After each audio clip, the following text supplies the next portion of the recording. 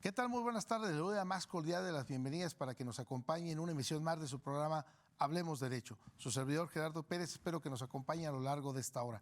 El tema de esta tarde, la ponderación de los derechos fundamentales. La ponderación es una forma de aplicar los principios jurídicos o bien para preferir un derecho fundamental sobre otro y así buscar darle plena eficacia a los derechos fundamentales en caso de que uno entre en conflicto con el otro. Un ejemplo de ello es nuestra responsabilidad la libertad, respetarla, disfrutarla, impedir que nadie nos la robe. Todos tenemos derecho a conservarla, mantenerla, cuidarla. Por eso, siempre que ponderamos debemos tener presente la frase de tu libertad termina donde la mía comienza. El tema de esta tarde es la ponderación de los derechos fundamentales. Acompáñenos. Perspectiva. Diálogo. Interacción ciudadana. Hablemos Derecho. El consultorio jurídico de TV UAC. Con Gerardo Pérez Alvarado y Laura Méndez Olivares. Comenzamos. Licenciada Laura Méndez, muy buenas tardes, con el gusto de verte como todos los jueves. ¿Cómo está, licenciado? Pues igualmente para mí es un placer saludarlo como cada semana y también dar la bienvenida a las personas que amablemente nos siguen, nos sintonizan, que están al pendiente por ahí de este programa a través de redes o a través de la señal de TV UAC. Queremos aprovechar para agradecerles a todos ustedes el favor de su atención y también recordarles que esta transmisión es completamente en vivo y usted se puede poner en contacto con nosotros a través de Facebook. Nos encuentra como Hablemos Derecho, el consultorio jurídico de TV UAC. Este programa se transmite completamente en vivo ahí a través de Facebook y nos puede hacer llegar sus dudas, sus comentarios, sus mensajes, o si requiere alguna asesoría adicional o si tiene algún planteamiento que le gustaría que abordáramos en esta mesa. Este es precisamente el medio de contacto que nutre el contenido de este programa y por medio del cual es que nosotros preparamos temas y contenidos relevantes para tratar de disipar esas dudas recurrentes de, por supuesto, nuestros colegas abogados, pero también del público en general. Sí, fíjense que sin lugar a dudas ustedes dirán, bueno, pero ¿qué consiste esta ponderación de derechos? Y la verdad que es importante para nosotros en esta mesa de trabajo, pues también generar inquietud con todos ustedes que nos hacen favor de seguir, porque pues tenemos como derechos primordiales o fundamentales, pues la garantía de seguridad jurídica, la garantía de libertad, por supuesto, la garantía de propiedad, igualdad, entre otras más, pues, pero ¿qué pasa cuando una se ve afectada por otra o cuando por orden judicial se tiene que coartar esta garantía? Estoy hablando, imagínate que, o imaginémonos, licenciada, que se comete un delito y entonces la persona es privada de su libertad. ¿Qué pasa con esta garantía? ¿Hay una justificación? ¿Hay una justificación? En una cuestión de maltrato respecto de un menor, respecto del padre, que de pronto le restringas o suspendas la actividad de convivencias con un menor, cuando el menor pues, es el que tiene el derecho. ¿Qué pasa ahí con esa libertad? ¿No? Entonces, será muy importante entender qué es la ponderación de los derechos humanos y para ello, pues agradecerle, por supuesto, al invitado que nos acompaña el día de hoy y para entrar en tema, si pudiéramos presentarlo, licenciada Laura Méndez. Claro, sí, con mucho gusto. El día de hoy está con nosotros el maestro Juan Salvador Uribe Ojeda. Y para que lo conozcan mejor, les comento que él es licenciado en Derecho, egresado de esta máxima casa de estudios y también cuenta con estudios de posgrado, una especialidad y una maestría en Administración de Justicia por parte del Instituto de Especialización Judicial del Tribunal Superior de Justicia aquí en el estado de Querétaro. Además de esta preparación, se ha destacado como abogado experto en materia de amparo y también como director general en CANIC, Centro de Innovación Jurídica, además de ser catedrático y autor de diversas publicaciones, entre otras muchas actividades. En esta se ha destacado el maestro Juan Salvador Uribe, a quien agradecemos muchísimo que nos acompañe el día de hoy y que haya aceptado la invitación. Maestro, buenas tardes, bienvenido. Buenas tardes, muchas gracias. Gracias. Maestro, como lo comentábamos a la introducción, porque luego el tiempo es nuestro peor enemigo, ¿qué se entiende por esta ponderación de derechos fundamentales para poderlo entender y poder disipar de qué vamos a tratar esta tarde? Claro, sí, pues tema muy importante. Esta ponderación de derechos humanos partimos de la idea que no hay jerarquía de derechos fundamentales, de estas potestades inherentes a los seres humanos. Entonces, Cuando se tiene en conflicto este tipo de derechos, como el nombre de la plática lo indica, la libertad, junto con la vida, vamos a analizar el caso en particular para determinar en su caso cuál pudiera o no estar por encima del otro, argumentando a fondo y sobre todo la necesidad, el estado de necesidad de la persona. Aquí importante destacar y también poner sobre la mesa que los derechos fundamentales no son absolutos. No son absolutos, tienen sus limitantes. Decíamos, el derecho a la libertad, como bien lo apuntaba. Puede darse el caso que en materia penal, una pena privativa de la libertad, valga la redundancia, sancione al imputado y ya no tiene una libertad plena. Hay límites a esta libertad derivado de la conducta. ¿Hasta qué tanto mi libertad afecta a otro? Ahí hay un límite en relación a ello. Esto es la ponderación. Ok. Y entonces, maestro, si hablábamos de estos derechos, que en muchas ocasiones son derechos inalienables al ser humano, ya lo pasábamos de garantías individuales, ahora hablar de derechos humanos.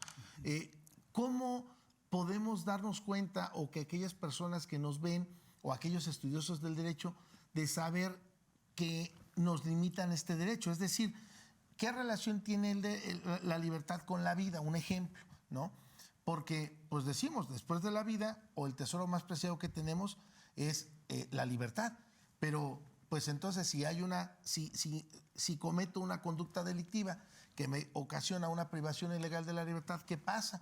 Y lo comento porque habrás dado cuenta, maestro, que por lo menos la Suprema Corte de Justicia todavía la semana pasada, aproximadamente, el licenciado Laura Méndez había señalado que ya también los delitos de cuestión de defraudación fiscal ya no los podemos considerar como delitos graves. Tiene que haber una justificación para poder solicitar esta medida precautoria o esta medida de privación de la libertad, ¿no? No todos los delitos ya los podemos considerar así. Tiene que haber una razón, justificación que el Ministerio Público pueda expresar para llegar a esto. Entonces, ¿cómo visualizas tú esta relación que tiene la libertad, entonces, también con la vida, una ponderación de un derecho humano? Claro, sí, destacando este tema tan trascendente, la vida y la libertad, pues bueno, es una característica de los propios derechos fundamentales, bueno, ya contemplados en nuestra propia Carta Magna. Decíamos hace un momentito, hay límites, derivados de nuestra conducta, pues se nos puede sancionar y sobre todo porque están vinculados, porque nuestra calidad de vida evidentemente va a bajar porque no desarrollaremos o plasmaremos, incluso llevaremos a cabo una conducta totalmente plena, dado ese límite al propio espacio físico. Si me merman en mi libertad, ¿qué calidad de vida voy a tener? Entonces, tenemos muchas disposiciones normativas que sancionan este tipo de conducta y nos hacen reducir los derechos fundamentales en base a la ponderación que se tenga por la conducta que llevamos a cabo y van a disminuir nuestro nivel de vida. Sí, porque también aquí importante, maestro, por ejemplo, la importancia que reviste, por supuesto, en el ser humano la vida, la libertad, la propiedad, y por supuesto que estemos hablando de un juicio en todos los sentidos, tanto del orden familiar, ahora laboral, que los derechos laborales los incorporan al Poder Judicial, pero no menos importante lo que tiene que ver también con cuestión esta onda penal, ¿no? Lo veíamos incluso en semanas pasadas o en semanas recientes o esta semana, que como pues menores pues habían puesto mantas, ¿no?, alusivas a organizaciones delincuenciales, que bueno, pues también lo que buscan también es generar miedo entre nosotros como sociedad. Pero bueno, vamos al punto. Entonces cualquiera diría, oye, ¿por qué para uno sí la justicia se debe de aplicar y debe de haber incluso a lo mejor apología del delito, debe de tener un proceso? ¿Y por qué para menores no? Y entonces hablamos de ponderación de derechos. ¿Qué podríamos comentar ahí al respecto, maestro? Excelentísimo. Sí, totalmente de acuerdo en esta parte de la ponderación de derechos en cuanto a la legislación aplicable. Hablemos de menores de edad, por ejemplo. ¿Qué pasa en base a derechos fundamentales con el derecho a alimentos? Tenemos el caso de un menor de edad que económicamente está totalmente estable, pero sus progenitores requieren los alimentos. Por ser menor de edad no está obligado a darlos, Por supuesto que soy de la idea que, a pesar de ser menor de edad, pues bueno, tendría la obligación de conceder esos alimentos a sus progenitores, porque como el Código Civil lo establece, es recíproco, igual como lo señala en materia penal. No por el hecho de ser menores de edad quiere decir que las conductas que comentan no se van a sancionar. Si bien es cierto, la legislación es clara en ese sentido, no se pueden pasar a la ligera este tipo de conductas. ¿No? Maestro, ahí me lleva a preguntar también, ¿cómo podremos vivir entonces los seres humanos o nosotros en esta comunidad social? ¿Cómo podemos vivir sin dañar a los demás?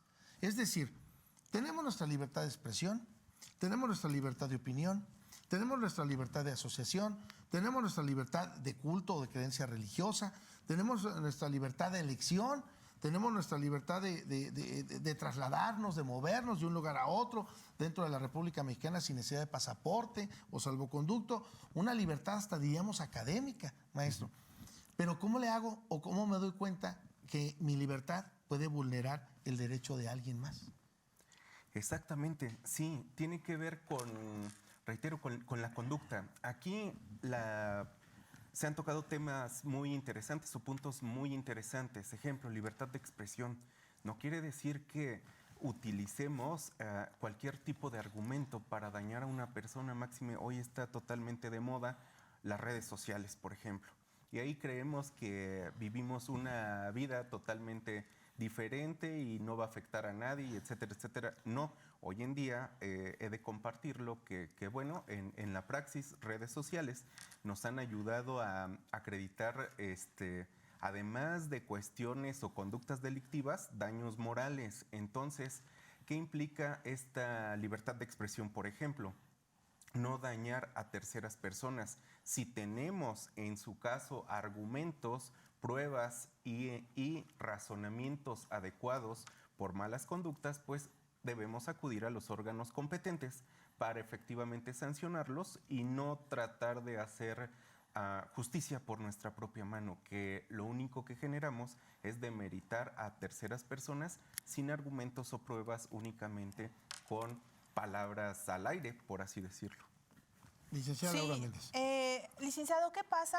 O bueno, creo que me parece importante poner como base de esta plática, establecer específicamente qué son los derechos humanos, quiénes pueden violentar los derechos humanos de las personas y en su caso, cómo puedo hacer o cómo puedo defender mis derechos humanos. Creo que es básico, es elemental que las personas que nos ven en este momento sepan, bueno, si se sienten agraviados, si consideran que se han violado sus derechos humanos, como lo hemos platicado específicamente, sus derechos humanos de sus libertades, qué pueden hacer y qué sucede cuando no hay recursos económicos para poder llevar a cabo una defensa. ¿Cuál sería el planteamiento aquí? Porque a final de cuentas los derechos humanos pues son inherentes a las personas, son fundamentales, pero ¿qué sucede cuando no hay recursos, ya sea económicos o incluso de conocimiento, pues para defenderlos? Claro, ok. Primero, este cuestionamiento de qué son los derechos humanos, a diferencia de los derechos fundamentales, bueno, los derechos fundamentales como tal son los que nuestra propia Carta Magna ya positiviza, esto es, que se encuentran dentro de su texto, pero los derechos fundamentales son estas potestades inherentes al individuo y refiriendo al estilo de vida y que tutelan la dignidad humana. Entonces, estos son los derechos fundamentales, potestades para cuidar, por así señalarlo, la dignidad humana. ¿Quién tiene que respetar los derechos humanos? Todos. Todos tenemos esa obligación, incluso con la reforma de 2011 a nuestra Carta Magna, el párrafo 3º del artículo 1 establece que todas las autoridades, dentro de sus potestades, esto es, dentro de sus facultades o dentro de su esfera competencial, tienen la obligación de tutelarlos, los derechos fundamentales, cuidarlos, protegerlos, pero sobre todo también generar esta tutela, este cuidado por los demás ciudadanos. Entonces, ya pusimos aquí varios ejemplos de derechos humanos. Ahora, este tercer cuestionamiento en cuanto a la asesoría de las personas que bueno, se sienten violentadas o disminuidas en cuanto a los derechos fundamentales. Pues bueno, tenemos desde la Comisión Nacional de Derechos Humanos, la Comisión Estatal de Derechos Humanos también se encarga de la tutela de este tipo de derechos y sobre todo la ciudadanía puede acudir ante ellos para generar una queja. No es necesario incluso un abogado o un especialista en derecho para que de manera personal y directa puedan realizar una investigación y ellos se encargan de realizar este tipo de procedimientos para sancionar a quien está violentando este tipo de derechos. Algo importante, pues los órganos como la propia Fiscalía, incluso el Tribunal Superior de Justicia, tienen espacios gratuitos de orientación a la ciudadanía para que se les asesore de manera gratuita, hay que hacer énfasis en eso, gratuita, para este tipo de violaciones por parte de autoridades. Sí, maestro, a mí me gustaría recapitular de forma breve para ir cerrando este primer espacio, este primer bloque y dejarnos la idea a todos. Hablamos incluso, maestro, bueno, pues del derecho público, del derecho privado y señalamos que, bueno, cuando hablamos del derecho público, recuerdo que ahí en nuestras clases nos decían que forzosamente interviene el Estado. Pero aquí tocas un tema muy importante, un punto muy importante de los derechos sociales o el derecho social, maestro, porque lo comentaba la licenciada Laura Méndez. Bueno, ¿cómo le hago si de pronto tengo un asunto de orden jurisdiccional y me encuentro privado de mi libertad? ¿Quién me auxilia para que no se violenten mis derechos, no? Porque estamos sancionando la garantía de libertad que comentaba la licenciada Laura Méndez. Pero ¿qué pasa, maestro? En el derecho penal, bueno, pues tenemos ahí la obligación de que el Estado mexicano pueda coadyuvar a través de una defensoría pública, gratuita. Incluso lo comentaba el presidente de la Suprema Corte de Justicia con asombro, por supuesto, cuando fue a visitar la cárcel, cómo había gente que tenía años sin dictar sentencia. Y no me refiero a 2, 3 años, sino me refiero a más de 10, 15 años sin dictar una sentencia, ¿no? Y que ordenaba inmediata libertad de estas personas. Incluso, pues, un asunto que nos llevó a la postre también a tener recomendaciones, incluso por la Corte Interamericana, lo que tiene que ver, o en ese proceso está, muy probablemente de lo que tiene que ver el asunto de Florence Cassens, ¿no? Que bueno, pues por violaciones al debido proceso obtiene su libertad, no porque sea inocente o no, sino por violaciones al debido proceso, y no me voy a meter en ese detalle porque no es el tema. Pero maestro, ¿qué pasa como derechos sociales en cuanto ve al derecho agrario, por cuanto ve al derecho laboral, maestro? Porque pues ahí el trabajador no tiene obligación de conocer el derecho. 2, en la cuestión agraria, pues el ejidatario se supone que surgen como derechos sociales donde el Estado debe de coadyuvar, ¿no? Pues precisamente hoy, con tanto desarrollo inmobiliario, que me lo compras a 100 pesos el metro y resulta que después me lo vendes a 1,000, ¿verdad? Porque ya cambió el uso de suelo. Entonces, ¿qué pasa con estos derechos? ¿Cómo le hago, maestro, cuando me doy cuenta de que yo, ciudadano, se violenta un derecho humano? ¿A dónde acudir? ¿Qué tengo que hacer? Claro, sí, importantísimo. 2 temas trascendentes, el derecho laboral y el derecho agrario. Pues bueno, primero, el derecho agrario, los representantes ejidales, etcétera, pues tenemos al comisariado, etcétera. Sin embargo, las personas que en ocasiones detentan esos cargos no son especialistas en derecho. Igual los trabajadores no están obligados a conocer este tipo de potestades. Insisto, tenemos ahí la Comisión Estatal de Derechos Humanos que apoya para efecto de coadyuvar en este tipo de procedimientos para orientarlos y sobre todo velar por los intereses de esta clase vulnerable que se afecta por este tipo de cuestiones. Y tocó interesantísimo tema en cuanto a las propiedades, el espacio físico. Ellos, con tal de vender lo que, lo voy a decir así, sus ancestros han generado o han creado, que es su único patrimonio, pues bueno, lo dan en un precio que nada tiene que ver con el del mercado y se afectan bastante. Incluso voy a traer a la mesa, no hace mucho se incorpora el derecho fundamental, bueno, primero como humano y después como fundamental, a equivocarse. Entonces, se puede argumentar desde esa trinchera para efectos de apoyar a estas personas y también con los vicios de voluntad, ¿no? Que se aprovechan de esta situación de la clase vulnerable, pero insisto, ante la Comisión Estatal de Derechos Humanos, ellos pueden acercarse y los van a apoyar para orientación en estos temas. Muy correcto, porque pues se dice muy sencillo, maestro, pero sin lugar a dudas que estos derechos sociales, no por nada el Estado tiene obligación, no es un favor, es una obligación que tiene el Estado de coadyuvar en su representación, ¿no? Tan es así que tenemos, bueno, pues ahora incluso pues el derecho laboral ahora pertenece al Poder Judicial, muy bueno también, y no menos importante, bueno, pues tenemos una Procuraduría Agraria y un Tribunal Agrario, ¿no? No sé, maestro, si para ir cerrando, te repito, este bloque, tengamos alguna otra inquietud, licenciada Laura, respecto a la ponderación de derechos en este primer bloque, para que nos quede claro la importancia que reviste, comentaba el maestro, pues el artículo primero, maestro, que yo creo que sería como en el jurista el catecismo del padre Ripalda, maestro, porque pues simple y sencillamente ahí habla excelentemente bien en esta reforma de 2008, 2011 incluso, pues perfectamente la obligación que tienen todas las autoridades. Incluso cualquier persona diría, bueno, pero es que el docente no es una autoridad. Bueno, depende de cómo lo veas. Así es. ¿No? Entonces, también tiene una obligación de velar, proteger, procurar por los derechos humanos, ¿no? Entonces, en este caso, tú como docente, maestro, que participas en diversas instituciones académicas, ¿cómo lo visualizas con este mensaje que tiene también los cuerpos académicos, ¿no? Así es. ¿Cuál sería tu aportación ahí al respecto? Claro. Sí, importantísimo. Evidentemente, en la parte docente se tienen que respetar estos derechos fundamentales. Incluso el propio derecho a la educación es fundamental. ¿Qué implica respetar estos derechos en el salón de clase?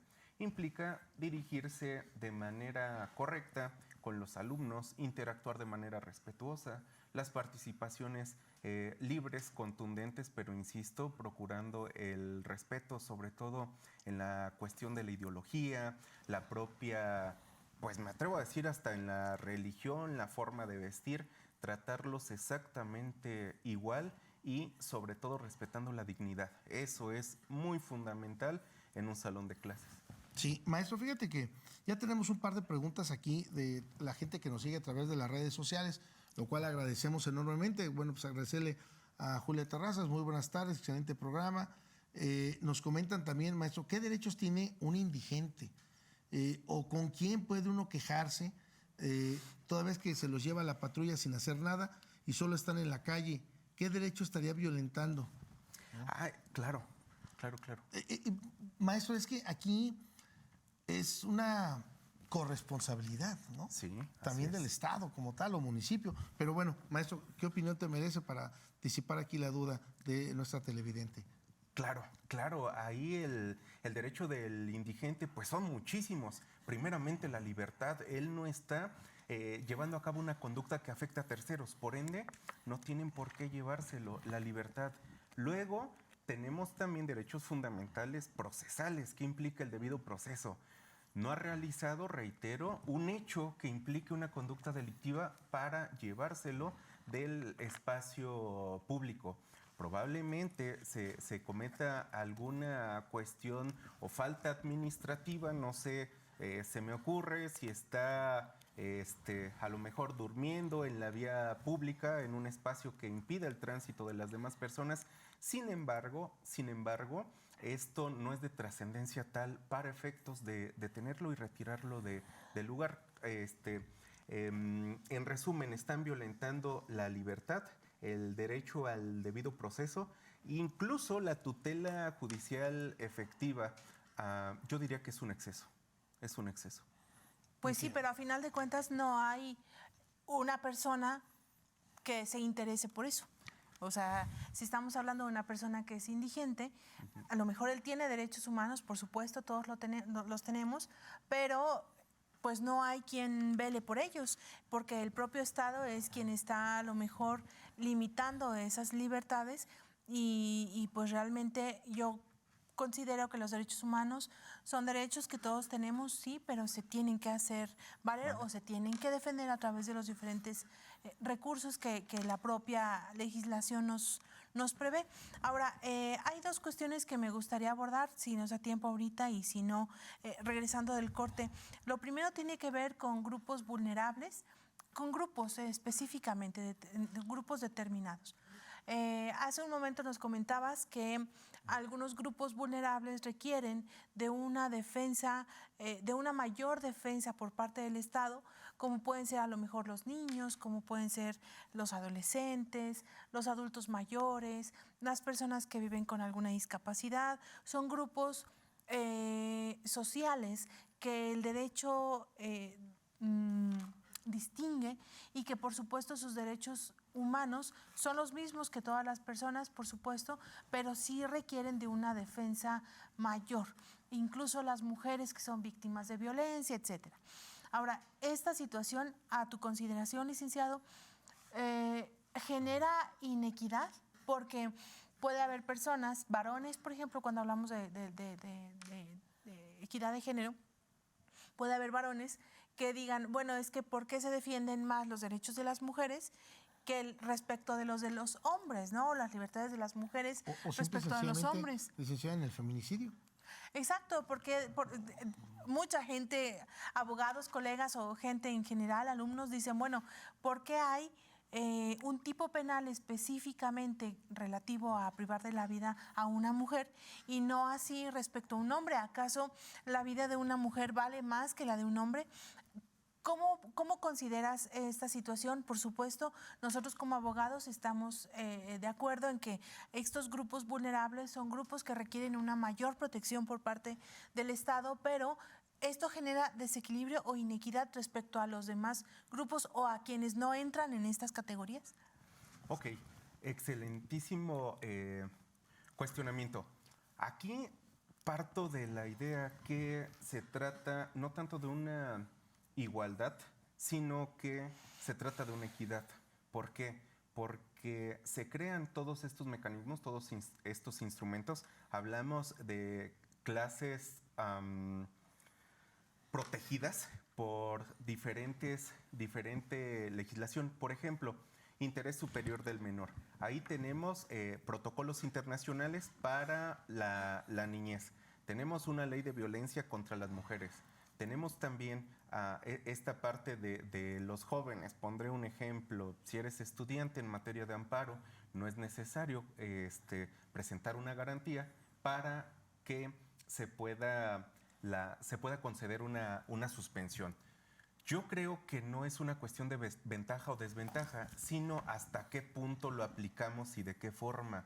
Esos mecanismos nos ayudan a tomar determinaciones, me refiero a las autoridades, para equilibrar la situación. Por ejemplo, entre un hombre y una mujer, si hay una desventaja tratándose de conductas, si hay algún tipo de lesiones, amenazas, etcétera, etcétera, tienen que ser muy cuidadosos, en este caso los jueces, para determinar sanciones. Algo importante, sin excederse. Siempre hay límites a esta parte, porque aquí que se puso sobre la mesa, también conozco no uno, sino varios asuntos en materia familiar en donde la mujer al hombre le da alimentos, y esto es por una situación desfavorable en este sentido. Ahora, ¿qué herramientas tenemos? Protocolos internacionales. Tenemos disposiciones normativas internacionales que nos sirven para equilibrar este rubro, este tema. Ya lo decíamos hace un momento, la reforma constitucional de 2011, en el párrafo primero, puso a la par de nuestra Carta Magna los tratados internacionales tratándose de derechos humanos. Bueno, maestro, yo creo que podríamos seguir disipando esta inquietud después de la pausa, incluso agradecerle a Leti Arteaga. Ya nos hace una pregunta por aquí que me gustaría incluso hacerla regresando de la pausa para no perder la idea.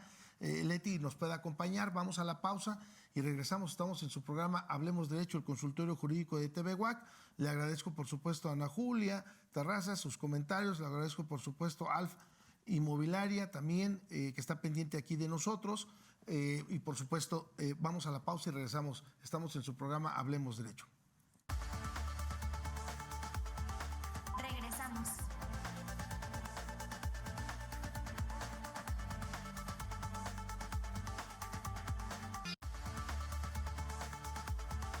Continuamos.